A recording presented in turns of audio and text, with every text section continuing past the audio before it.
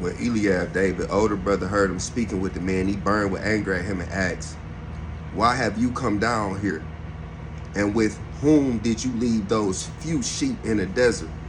I know how conceited you are, how wicked your heart is. You came down only to watch the battle. Now what have I done?" said David. "Can't I even speak?" He then turned away to someone else and brought up the same matter. And the man answered him as before. What David said was overheard and reported to Saul, and Saul sent for him.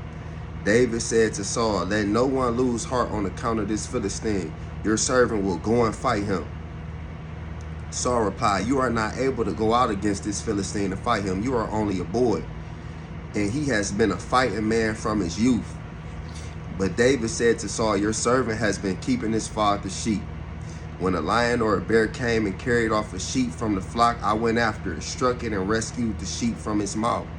When it turned on me, I seized it by its hair, struck it, and killed it. Your servant has killed both the lion and the bear. The uncircumcised Philistines will be like one of them, because he has defied the armies of the living God. The Lord who delivered me from the paw of the lion and the paw of the bear will deliver me from the hand of this Philistine." Saul said to David, "Go, and the Lord be with you." Then Saul dressed David in his own tunic. He put a coat of armor on him and a bronze helmet on his head. David fastened on his sword over the tunic and tried walking around because he was not used to them. "I cannot go in these," he said to Saul, "because I am not used to them."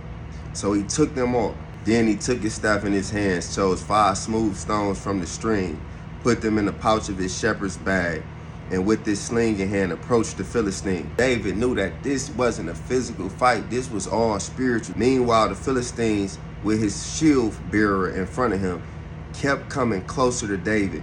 He looked David over and saw that he was only a boy, ruddy and handsome, and he despised him. He said to David, "Am I a dog that you came out at me with sticks?" And the Philistine cursed David by his God. "Come here," he said, "and I will give your flesh to the birds of the air and the beasts of the field."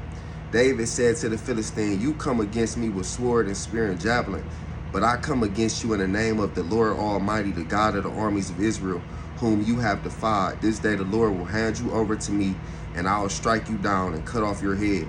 Today I will give the carcasses of the Philistine army to the birds of the air and the beasts of the earth, and the whole world will know that there is a God in Israel.